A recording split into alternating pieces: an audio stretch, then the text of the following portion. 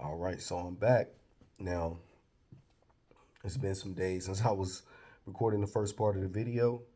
Um, so I want to jump back in, but again, I was doing the video because, I did the video earlier this year during Black History Month, just, talking to the Black American family or just to the Black family period. But, I thought it was very important for me to do a video right now talking to the Black American family. And specifically because of everything that we've been seeing and all the propaganda we've been getting hit with. Because, like I said, any group, you can really put propaganda on if you really wanted to, and all groups are committing crimes.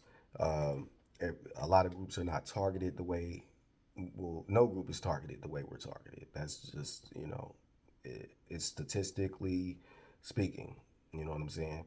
Um, that no other group is being targeted the way we are being targeted. So again, when you hear all the black on black, all the black crime, the black community, all that stuff, right? Just keep in mind that the majority of it is propaganda, all right?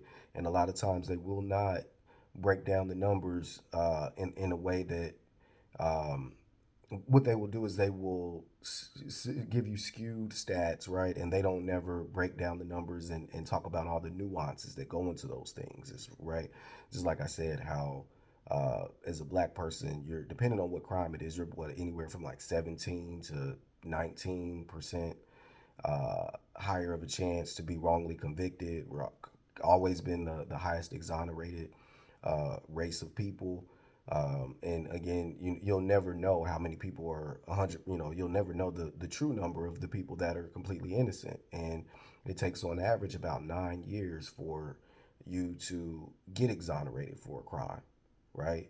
So it's just very, very hard in that regard. But either way, I wanted to jump into, some of the things that's going on in the Latin community. Now, again, this is not to demean or disparage or anything like that, right?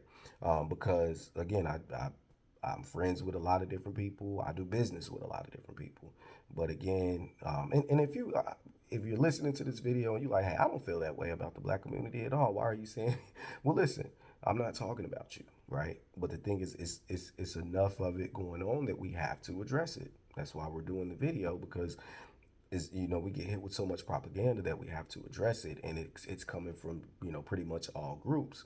Not saying in totality, but it's a lot of individuals that say things regardless of what community they're coming from, and it's like, whoa, you can't sit up here and try to act like there's some black crime phenomenon when again you guys are just not targeted, and you're not really getting hit with the propaganda like that. Now, I would say the Latin community, they do get some propaganda, but it's very minor in compared to what ours is, right? um, and so at the end of the day, according to the National Gang Center, there's more people of Latin descent that are in gangs here in America, uh, that basically will be considered gang members. So um, again, so we want to make sure we don't have that stigma on us as far as like, we're the gang members. Not saying that we definitely have black gang members. Let's not, when I say about, black crime, there's definitely, black people that do commit crime and live a criminal lifestyle. However, it's not just us. All right. So, um, and so you have all these different, gangs that actually reside in Latin America, right? That are in conflict with each other, whether we're talking about El Salvador with MS-13 and all that, or Mexico with all the different Sinaloa cartel and all of that. A lot of them are in conflict with each other. It's very, very violent. They're at war or in conflict, with their governments and things of that nature. They're warring over territories and things like that. And let's just be very clear. You have a lot of Latino gangs that are operating here in America. We don't have black American gangs operating in Latin America. Okay, let that sink in. Because this video again is to address all of the propaganda that we've been getting as far as black crime, black on black crime, all that. You know, and what I want us to make sure we do is when I say hold our W's, and not saying that it's a win, but I'm calling it a win because they continuously hit us with all this propaganda. So a win is like, well, listen, we're not doing. It's a lot of crimes that we could talk about that we're not involved in. All right, so we're gonna hold on to that, right? And we're gonna keep mentioning that. We're gonna keep throwing that in people's face because if we do something, if a black person in any just name any city, state, you know what I'm saying, does some crazy stuff that we don't condone, that we do not condone at all. They'll hit us with all, there go them black people again, committing crimes and doing X, Y, Z. So, that's why we have to make sure we, say, no, every time we're not involved in this, we're not involved in that. And that's this group, you know what I'm saying? So, um, yeah, so we're not, trafficking people, like I said, to these other countries. Now, there are guns being funneled from America into, say, Mexico, and probably other Latin American countries as well. That is a thing that's happening. However, we black Americans are not, that's not something that we're really involved in either. It's pretty much people that are living here that have partnered with the cartel or are pretty much a part of the cartel, which is really, that's not us, right? Um, they're they're the ones that's funneling those guns because it's a lot of guns that come from America. Any, you know, like AKs, high power, rifles, things like that. Uh, a lot of those are coming from here because it's harder in Mexico for them to actually get guns. If I'm correct, I believe there's only like one gun store in Mexico, and that's because of the violence, the gangs, and I'm saying it is because of that. That's what I believe, right? And I believe, upon my research, that's pretty much why. And they make it very, very hard for you to actually get a firearm out there, from that one gun store, right? So you're not. So you have to kind of partner with people here in order to get that done. You know what I'm saying? Um, so with all of the gangs that have come here into America, we're not going down to Latin America, you know, forming gang factions and doing terrible crimes out there. I know Black Americans that I know a couple Black Americans that actually live in Mexico. They don't go down there, denigrating the people online, and that's for anytime we go abroad. That's one thing I want to say. As far as our culture, uh, we have a culture of respecting people, in their house or in their country. You know what I'm saying? Like we're not gonna go move abroad or even be on vacation, for the most part. Yeah, you might have some like I always say, there's an exception to every rule. So yeah, you might have had one or two instances of maybe, but I don't really know any instances of Black Americans going out of the country just completely disrespecting people and calling them lazy and criminal and vile and but you're living in their country. Like come on now. And if I didn't already mention this, like America actually has the highest amount of immigration, right? No other country has people immigrating in as much as America. All right. So just think about it like this: if we as Black Americans, if we're so bad, because there's a lot of countries that you go to, and obviously the gangs and the violence from certain groups is not the totality of the people. It's still a minority. You know what I'm saying? Even the cartels, they're a minority compared to the amount of people that are technically in the cartels. Per the numbers, per the statistics that I can find, like it pales in comparison to the, let's just say Mexico. It pales in comparison to the uh, totality of the population. Right, the majority of Mexicans would not say that they're members of the cartel. However, um, you know, there's a lot of parts of Mexico that you probably don't want to maybe visit or be living in. And again, that's not to disparage Mexico or anything, because I've been there and I love certain parts of it, right? Didn't have any issue. But there's certain parts where they're like, people from Mexico will tell you, yeah, it's probably best not to travel there, right?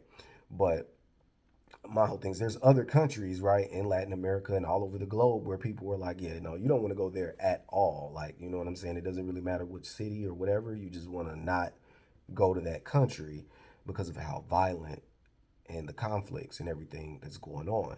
So when people come over here and they try to say how bad the black community is, why are you here? Right? We wouldn't have the mass amount of people immigrating here if the black American culture and community was so bad and so horrible, people would not be immigrating here in large numbers. They would look at our community, they would look at the propaganda and all that stuff and just say, oh yeah, no, I'm gonna skip right on over that country and Canada, you know what I'm saying, or somewhere, you know what I'm saying. They're gonna just go somewhere different. They wouldn't come here. So that to me, that's one of the major things to let you know that it's mostly propaganda. You know what I'm saying? And these people that come here, uh, they're not feeling like, oh my gosh, the Black Americans are gonna get me like that because they wouldn't come here, right? And then another thing is too, you notice how a lot of people that come to the U.S., you know, especially from uh, I don't know, let's just say the African continent or uh, Middle East or wherever. You know what I'm saying? You can name a bunch of different countries. Hell, in Latin America as well, they come here and they say, oh, they talk about how the government was corrupt, right? And all of the corruption and all of that. And we're supposed to respect that, you know what I'm saying? Because there is some corruption going on in those countries. But anytime we say, hey, there's corruption here, people kind of blank stare at us and say, there's no corruption. There's no corruption here. You're not oppressed. You're not this. You're not that. But we're supposed to respect their corruption claims, right? And it's like, okay, well, just because we fought for our country to be, somewhat fair, for it to have some amount of justice, because maybe it looks a little prettier here, they automatically think that there's no corruption. No, we just fought hard enough to where it's not as bad.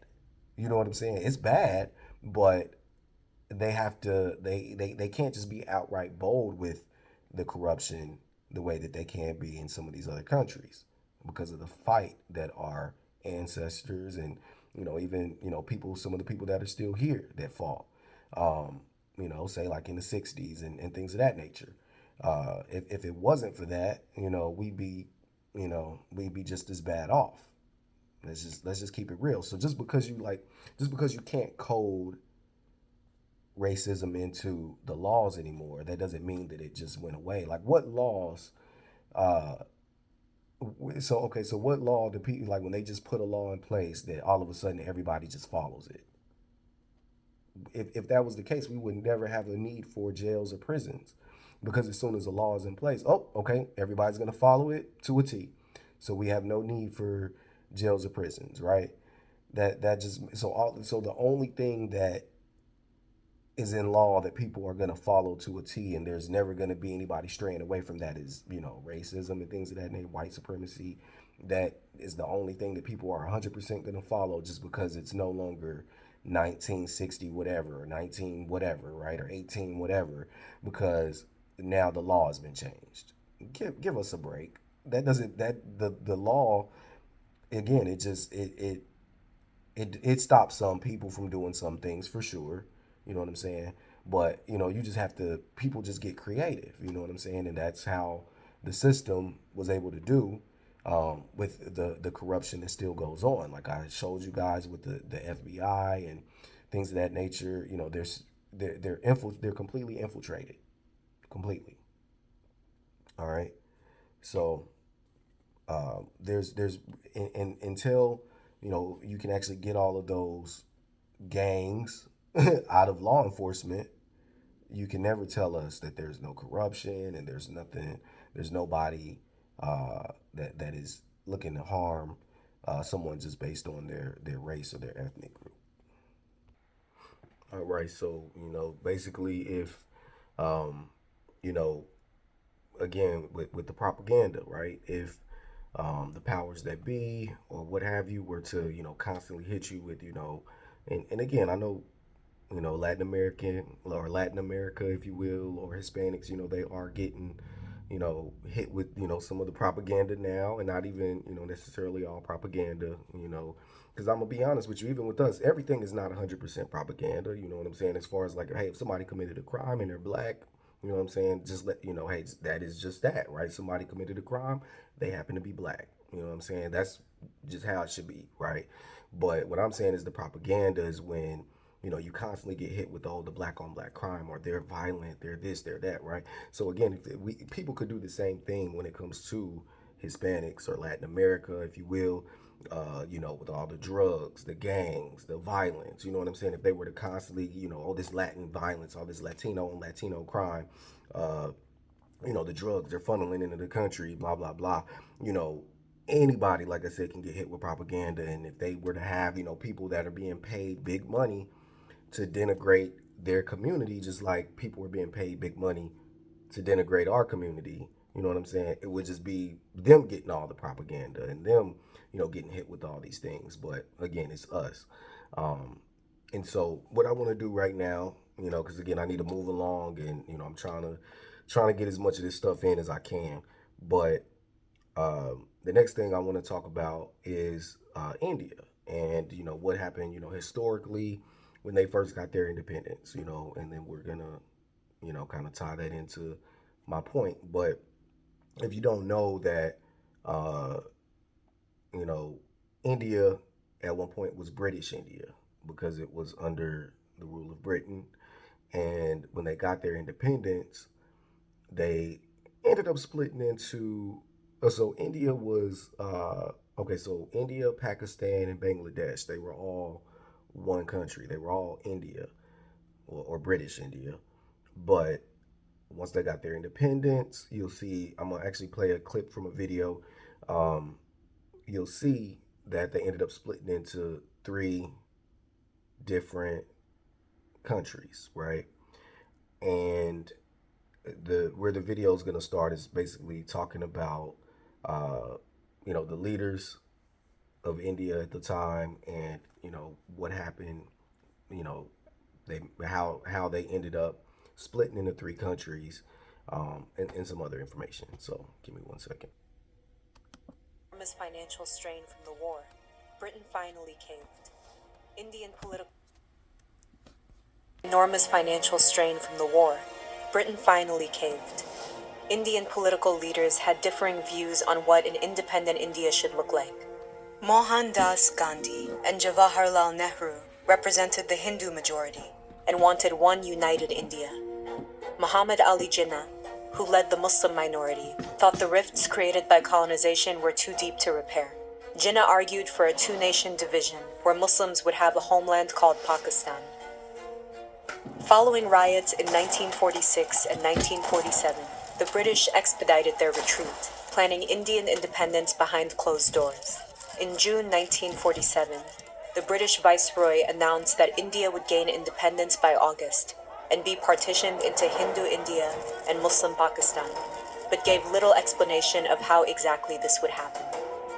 Using outdated maps, inaccurate census numbers, and minimal knowledge of the land, in a mere 5 weeks the Boundary Committee drew a border, dividing three provinces under direct British rule: Bengal, Punjab, and Assam. The border took into account where Hindus and Muslims were majorities, but also factors like location and population percentages. So if a Hindu majority area bordered another Hindu majority area, it would be included in India. But if a Hindu majority area bordered Muslim majority areas, it might become part of Pakistan. Princely states on the border had to choose which of the new nations to join, losing their sovereignty in the process. While the Boundary Committee worked on the new map, Hindus and Muslims began moving to areas where they thought they'd be a part of the religious majority, but they couldn't be sure. Families divided themselves. Fearing sexual violence, parents sent young daughters and wives to regions they perceived to be safe. The new map wasn't revealed until August 17, 1947, 2 days after independence. The provinces of Punjab and Bengal became the geographically separated East and West Pakistan. The rest became Hindu-majority India. In a period of 2 years, millions of Hindus and Sikhs living in Pakistan left for India, while Muslims living in India fled villages where their families had lived for centuries. The cities of Lahore, Delhi, Calcutta, Dhaka, and Karachi emptied of old residents and filled with refugees. In the power vacuum British forces left behind, radicalized militias and local groups massacred migrants. Much of the violence occurred in Punjab, and women bore the brunt of it, suffering rape and mutilation. Around 100,000 women were kidnapped and forced to marry their captors.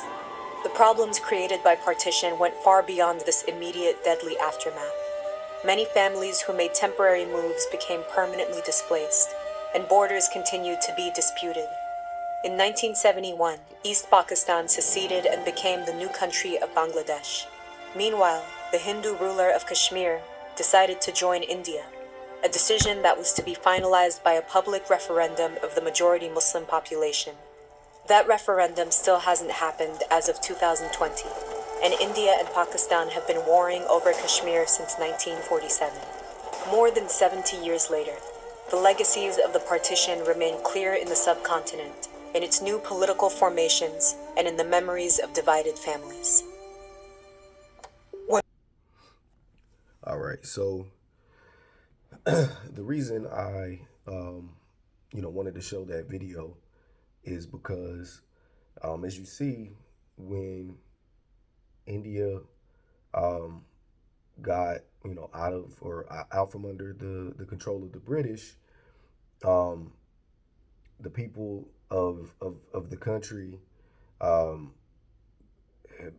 basically there was a caste system and all that put in place, and all that, which they weren't, I guess, 100% in control of, if you will. I think it was more so the British that kind of put a lot of those things in place, but they stuck, and they ended up, it was a lot of conflict. As you see, that it was pretty much over 1 million people that died after.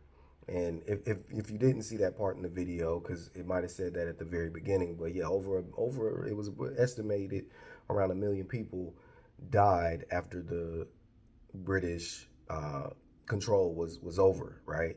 And so much so to the point where they, obviously they split into different countries. Um, and so my thing is, we as Black Americans, we've never had that, right? Where like, okay, when we got out of slavery, we didn't go to war with each other. You know what I'm saying? Uh, because of anything, let alone a system that was put in place, uh, by the powers that be. Um, so they go to war over religion, caste systems, all these different things, um, and that's just not something that's a part of our DNA. That's not something that's a part of our culture.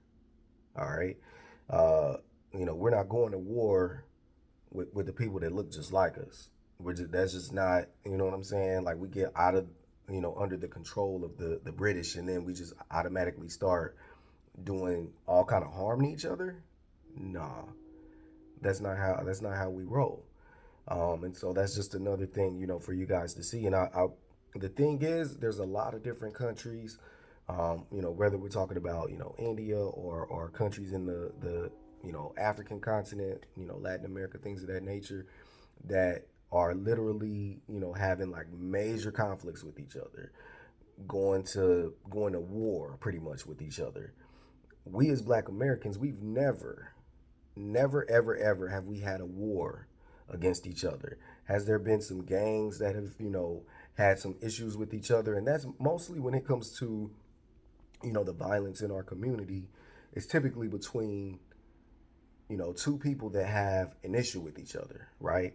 Now, it's, especially when it comes to, like the gangs, right? Now it may end up being multiple people that have an issue with each other when it comes to, gang culture or what have you, right? But typically they keep it with those people that are part of that, opposite gang. Sometimes some innocent people might get harmed, because they get hit by a stray, and we don't condone any of that. We do not condone any of that. And one thing I will say is we've always, always, always had a culture of pushing back on violence, whether it's coming from white supremacists, or our own community. When we have, certain parts of the city where there's a lot of violence going on, there's always been rallies and marches to stop the peace in that local community, right? Now they may not make national news, right?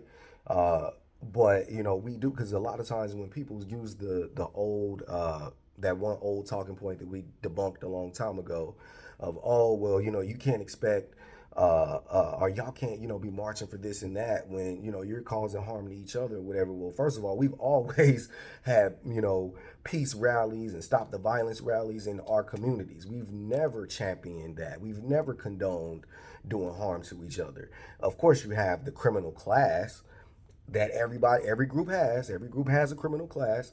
So uh yeah, of course you have that class who, they may not be as vocal about that, but in totality, that is just not our culture. We've never had a situation where you have millions upon millions of people from, let's say, Texas, that's like, oh, they from California, it's smoke. If we see them, it's on site. You know what I'm saying? We've never had that type of mentality. Now, of course, yeah, you have people that have individual beefs with each other. You have people who have, maybe they're a part of certain gangs or whatever.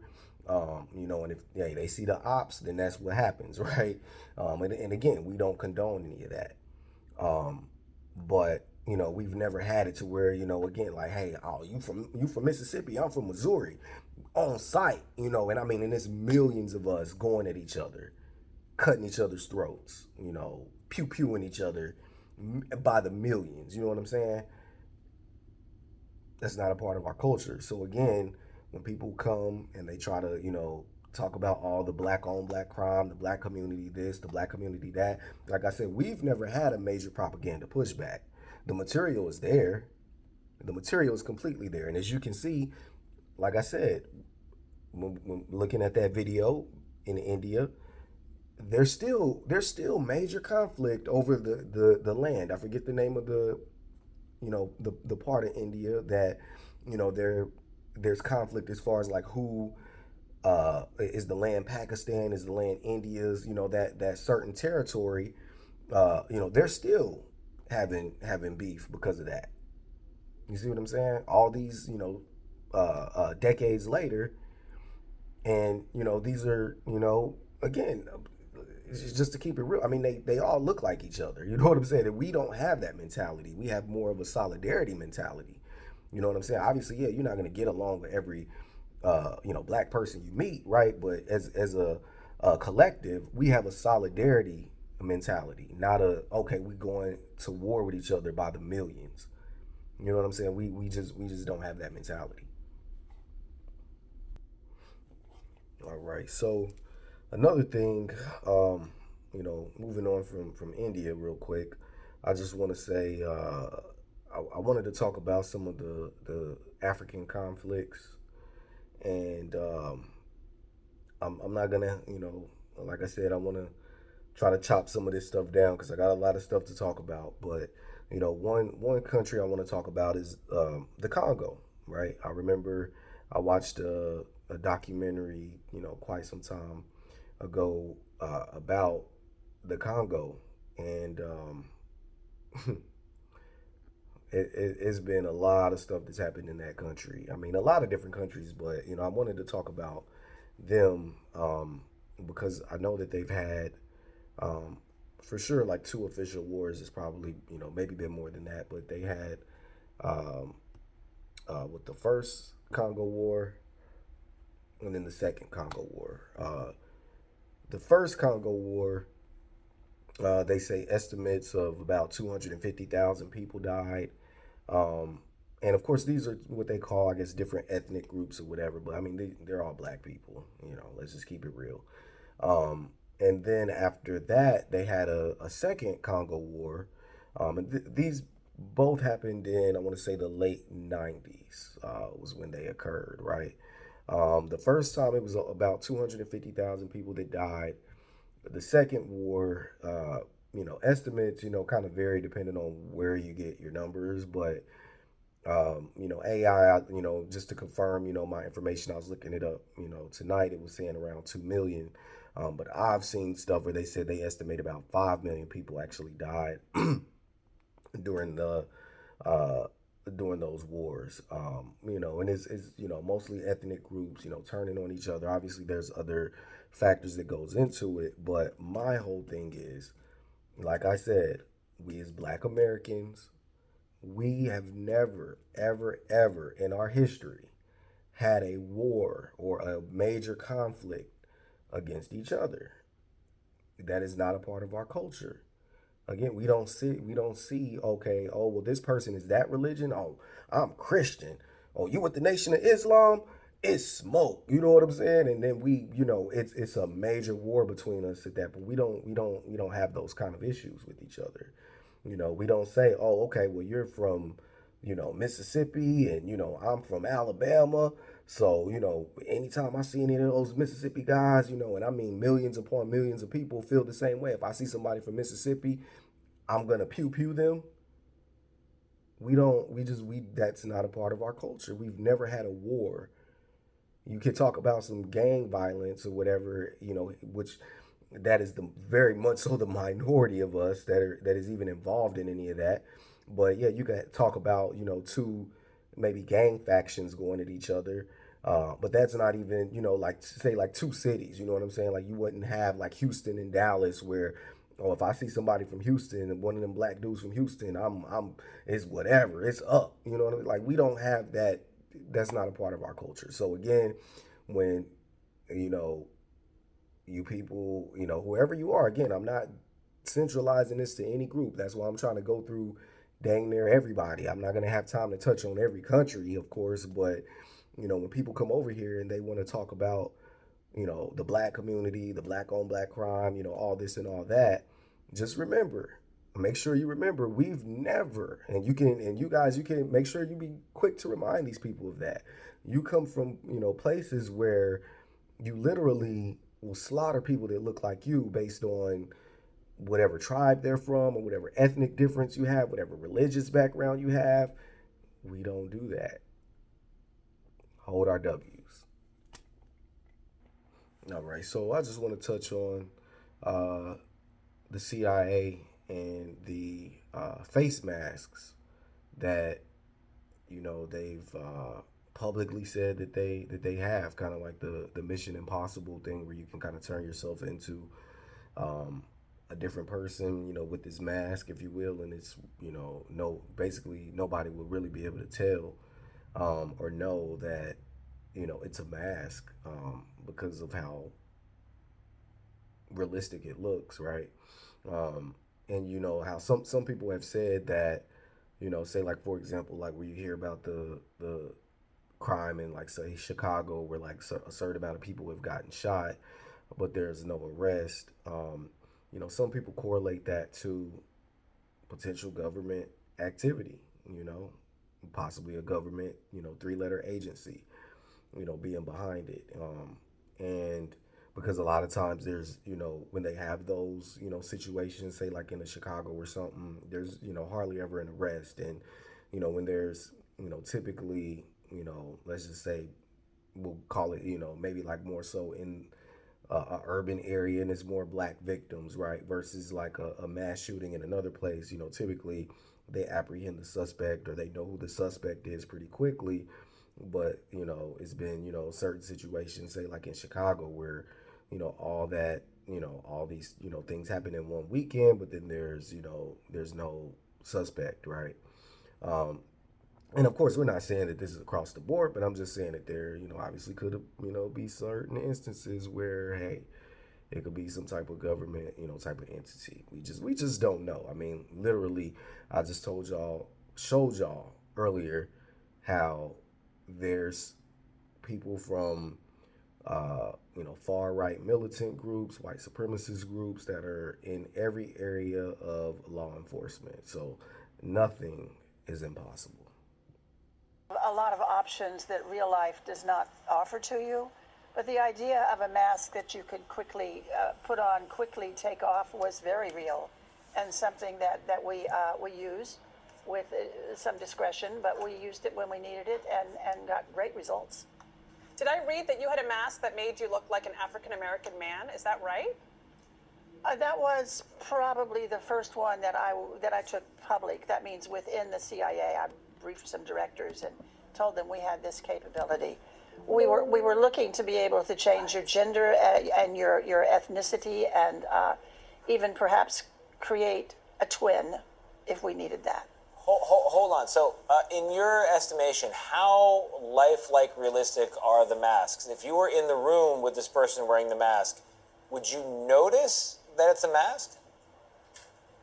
You would not notice unless you told a really hysterical joke and the person couldn't laugh hysterically. It had limits. It could smile, couldn't laugh hysterically. I know. I wore those masks in a couple of pretty tight situations, and no one knew until I announced it. Jonna, is it right that you wore that in front of George H.W. Bush, and could he tell? I did wear it. Brent Scowcroft was in the room, Bob Gates, John Sununu, Judge Webster. No one. Judge Webster knew because he was head of the CIA at the time. No one else had any idea until I took it off. No idea. Life does not offer to you, but the idea of a mask that you could quickly put on, quickly take off was very real, and something that we use with some discretion, but we used it when we needed it and got great results. Did I read that you had a mask that made you look like an African American man? Is that right? That was probably the first one that I took public. That means within the CIA. I briefed some directors and told them we had this capability. We were looking to be able to change your gender and your ethnicity and even perhaps create a twin if we needed that. Hold on. So, in your estimation, how lifelike realistic are the masks? If you were in the room with this person wearing the mask, would you notice that it's a mask? You would not notice unless you told a really hysterical joke and the person couldn't laugh hysterically. It had limits. It could smile, couldn't laugh hysterically. I know. I wore those masks in a couple of pretty tight situations, and no one knew until I announced it. Jonna, is it right that you wore that in front of George H.W. Bush, and could he tell? I did wear it. Brent Scowcroft was in the room, Bob Gates, John Sununu, Judge Webster. No one. Judge Webster knew because he was head of the CIA at the time. No one else had any idea until I took it off. No idea. I had no idea. So you did it just to show them that this was possible, is that right? Absolutely. I wanted the president to see that we had taken disguise to a really dramatically new level. Did you take one home as a souvenir? Are you in that? Is that you? Are you in there? Is that you in the mask? This is just me. In the image, yeah, that's me. What? Taken off my head. What? And John Sununu had not been listening. He'd been working on his own notes. So he just glanced up when I did that, and he let out this funny little noise, like not a shriek, somewhere between a shriek and a squeak. So full disclosure on our. All right, so as you can see, that technology has existed for quite some time now. And as you hear her, she said the first one she took public, I guess within the CIA, was the mask where you turn yourself into an African American male. All right. So, they could put on one of our faces and infiltrate one of our spaces. I'm just saying, but like they have that type of technology to do that.